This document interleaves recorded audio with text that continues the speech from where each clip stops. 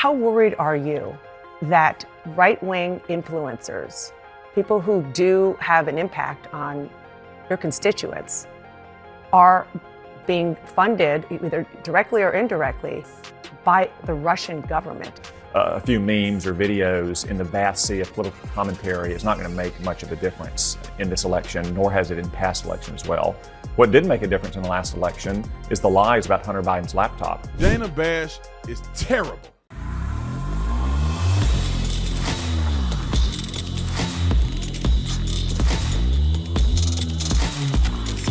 This video is brought to you by TatumStore.com. TatumStore.com. We got a brand new Trump-Harris rematch. This is actually the match.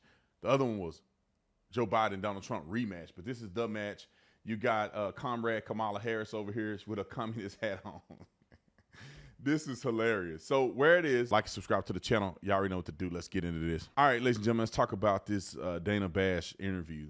One thing that I want to say to make very clear, and I think people should be very confident in how obvious this is that they literally talk to Democrats with soft gloves on, right? Kid gloves. They don't ask any hard questions. They don't push back. I mean, literally, she admitted in another interview that I saw on Black Conservative Perspectives page that she admitted in a sit-down interview with somebody that she tried to push back against Kamala, and after the third time of trying to reword it and they don't answer, that's your answer. Did you get a sense that they were ready for these kinds of questions? And, you know, this is, obviously Kamala Harris is going to have a debate next week with Trump. I feel like she's going to need to have better answers going forward if she has any chance of success. You had to ask it multiple times questions twice because the answers weren't necessarily answering the question. They were answering what they wanted the question to be, which is often what politicians do. But I don't know, it came off as a little evasive at times, I thought. Now, as is often the case these days, whenever there's a big high-profile interview like this, you took some heat from the left, as you noted, some heat from the right. What did you make of that criticism? I mean, the right, their problem was that you didn't necessarily, they felt, hold her down on some of her more nebulous policy positions. What would you say to that? I think you just said, I tried. Right. I mean, you can't force somebody to answer a question, and I asked a follow-up. I tried to get more into the nitty-gritty and get the answer. And sometimes, I mean, my experience in doing interviews is that once you ask once, fine, twice, fine, three times, if you don't get it as a clear answer, that's kind of your answer. So what she does is she leave it as an open answer that somebody can interpret. When they talk to Republicans, she literally will say he lied. But Tom Cotton is a G at this, right? Tom Cotton is a veteran in the game. He wipe the floor with these people because he's intelligent and facts are on his side. Just listen to this interview and you tell me if this is not a biased interview that she literally lost. Because this is a debate interview. This is not her asking genuine, impartial questions to get to the bottom of something. It's her trying to argue with this man and prove a point for the Democrat side. Roll the clip. We were talking before in the break. I covered the Bush-Cheney administration. I traveled a lot with Dick Cheney. One of the most conservative Republicans alive today. It's really remarkable that he endorsed a Democrat. What does that tell you about Donald Trump? Well, it was a remarkable time in politics. You have Dick Cheney endorsing a Democrat, and you have a Kennedy endorsing a Republican. I think what it tells us is that... why can't she be balanced enough to say that Dick Cheney endorsed a Democrat, a Kennedy endorsed a Republican, and Tim Walz's family endorsed Trump? But they can't say it. They have to be disingenuous. It can only be one way. That is negative against Trump. How do you have a candidate's family endorse the other candidate? Alive today. It's really remarkable that he endorsed a Democrat. What does that tell you about Donald Trump? Well, it was a remarkable time in politics. You have Dick Cheney endorsing a Democrat, and you have a Kennedy endorsing a Republican. I think what it tells us is that there's a lot of ferment in American politics, but in the end, endorsements are not going to make the difference in this race. What's going to make the difference is their records. This is a very unusual presidential election We have a former president running for office, first time in more than 100 years. People remember that when Donald Trump was in office, prices were low, wages were high, we had peace and stability around the world. Kamala Harris, as vice president, has brought us record high inflation. We have a wide open southern border, and we have war everywhere you turn around the world. So I know that endorsements sometimes make news, but most Americans are going to be making their decisions based on the records of these two candidates. People remember that we had good times with Donald Trump. Kamala Harris and Joe Biden have brought us very bad times. I hear you about endorsements. We don't really know the impact that they have all the time. RFK Jr. hasn't been in elected office. Dick Cheney was vice president of the United States for 8 years. He was a senior member of. And nobody in my generation know anything about Dick Cheney. Nobody. My generation, nobody talk about Dick Cheney. You have to go research what did Dick Cheney do, what administration. The average person that's in my a millennial, don't know much about Dick Cheney. That was before our political awareness, to be quite honest. The House. He was chief of staff to Gerald Ford. He worked tirelessly to advance Republican policies for a long time. You don't think his endorsement of a Democrat with that kind of pedigree is going to make a difference with swing voters? I really don't. Or never Trump voters who aren't sure about Harris? Well, I mean, some of this is probably that Donald Trump beat his daughter in her last election by 39 points. I think most Americans are going to look at this race and compare the records they have against the very. Say it again. I'm going to play it again. People do forget that Liz Cheney got her handed to her like by 30-something points or more. I think Tom Cotton said it. So the relevance of Dick Cheney is, and CNN knows this. They know this. The relevance of Dick Cheney in the election is a moot point. He can't help his own daughter. Liz Cheney got smoked like a blunt. Got smoked. I think that's the biggest Republican defeat ever from an incumbent. Anyway, let's go back. I want him to whip her again. This is probably that Donald Trump beat his daughter in her last election by 39 points. I think most Americans are going to look at this race and compare the records they have against the very unusual race. When you have a president who served in office, who brought good times to America, and you have Kamala Harris, a San Francisco liberal, who has brought to America exactly what San Francisco as well. I want to turn to a very different topic, and that is something that the Justice Department said this week. They detailed a Russian government effort to stoke divisions in the U.S. using front organizations and social media prominent right-wing influencers like Dave Rubin and Benny Johnson. Dave Rubin is right-wing. A gay man who is married to another man who had a baby through some insemination plan that's not very conservative, that's a far-right a gay man that's not a Christian, that's married to another man, is far right. Then you can't just say stuff like, all right, let me just play the clip. Who have ties to Tenet Media. Now, that's a company that the Justice Department says was being funded by Russian operatives. You sit on the Intelligence Committee. How worried are you that right-wing influencers, people who do have an impact on your constituents, are being funded either directly or indirectly by the Russian government in order to make an impact on this election?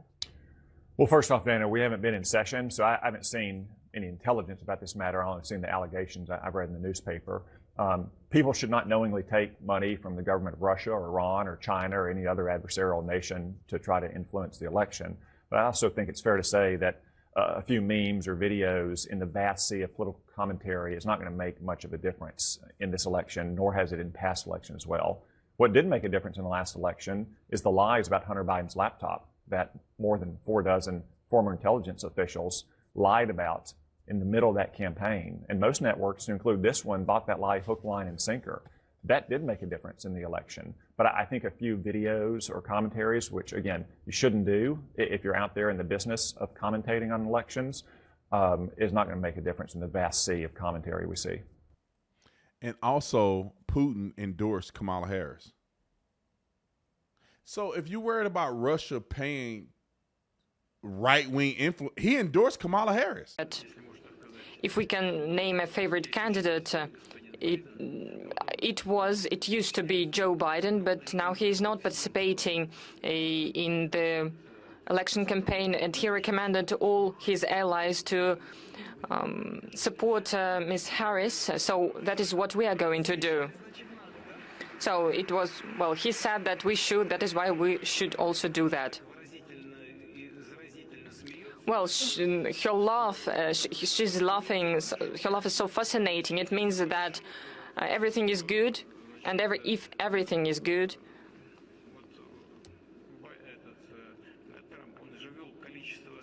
it means that, for instance, if we're speaking about Joe Biden, there are so many sanctions against Russia introduced, and if everything is good with Ms. Harris, maybe she'll refrain herself from such measures, or maybe she'll change them. So in the end, it will be the choice of the U.S. people, and we will respect this choice. I want to ask you about another topic that is very much in the news this week, and that is the shooting in Georgia. We've all been seeing the texts, the heartbreaking texts, especially as parents, of students saying, "I love you," to their parents, students using the shirts off their backs to try to save their teacher. Republican Vice Presidential nominee J.D. Vance said after the shooting, quote, "I don't like that this is a fact of life," adding, "We don't have to like the reality that we live in, but it is the reality we live in."